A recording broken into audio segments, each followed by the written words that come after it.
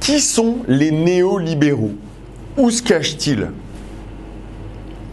Il y a énormément d'incompréhension et de confusion autour de ce terme de néolibéral.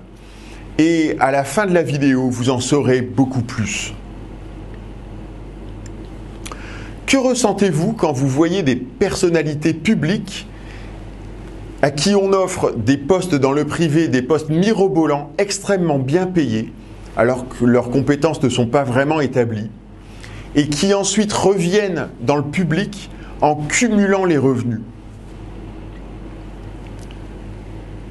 Peut-être que vous vous demandez si ces postes mirobolants ne sont pas offerts en échange de contrepartie. Et peut-être que vous êtes intérieurement scandalisé quand ces mêmes personnes se permettent de vous faire la morale et vous traitent de sans-dents ou de Gaulois réfractaires. Il se peut que, probablement, vous vous demandiez si ces contreparties, ce n'est pas vous qui les payez finalement.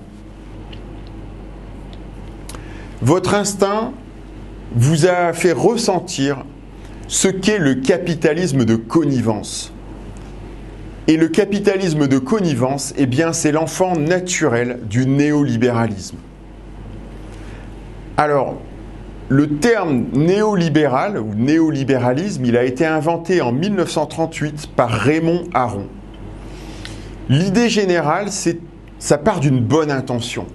L'idée générale, c'est d'arrondir les angles du capitalisme de concurrence, c'est-à-dire de l'économie de marché. L'économie de marché, c'est le seul moyen que nous connaissons pour créer de la valeur, créer de la prospérité. Mais c'est un peu rude parfois.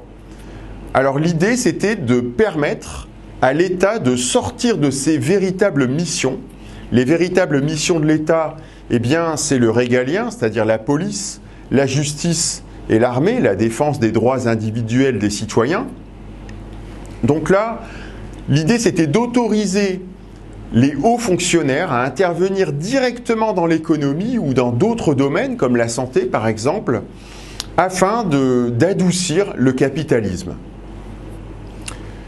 Donc c'était une bonne intention, mais l'enfer est pavé de bonnes intentions.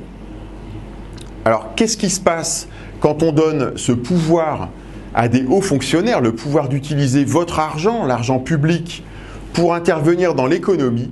Eh bien fatalement, à un moment donné, ils rencontrent des capitalistes un peu malhonnêtes à qui ils vont proposer un arrangement, ou alors c'est les capitalistes malhonnêtes qui leur proposent un arrangement. Je t'embauche et je te verse un énorme salaire, et toi, en contrepartie, tu me donneras accès à l'argent public, ou tu me feras voter une loi qui va me favoriser et tordre la concurrence en ma faveur. C'est ça le capitalisme de connivence. Et malheureusement, le capitalisme de connivence, eh bien, il a un prix, et ce prix, ce sont toujours les classes moyennes et populaires qui le payent. C'est vous qui le payez. Alors, vous l'avez compris, le capitalisme de connivence, ce n'est pas très moral. Finalement, c'est une manière de détourner l'argent des classes moyennes et populaires. Et si ça venait à se savoir, eh bien, je crois que les Français seraient très très en colère. Et les capitalistes de connivence, ils l'ont très bien compris. Alors, pour éviter cela, ils ont trouvé une parade. La parade, elle est simple. Il a suffi qu'ils décident de tous se mettre ensemble pour racheter les médias. Actuellement, les médias, eh bien, ils sont aux mains de ce type de capitalisme. Alors, ils ne vont pas mentir avec les médias, mais ils peuvent mentir par omission, c'est-à-dire taire certaines vérités ou certains détails gênants. Et ils peuvent aussi orienter l'opinion afin de focaliser la colère sur un bouc émissaire, par exemple. Le bouc émissaire classique, ce sont les entrepreneurs qui, eux, sont honnêtes, comme les petits patrons de PME, qui généralement sont totalement innocents de ces problèmes de détournement d'argent, de magouille ou de capitalisme de connivence. Ça permet aussi d'assurer l'élection d'un candidat qui sera favorable aux intérêts des capitalistes de connivence. Alors, tout ça, bien sûr, c'est vraiment immoral.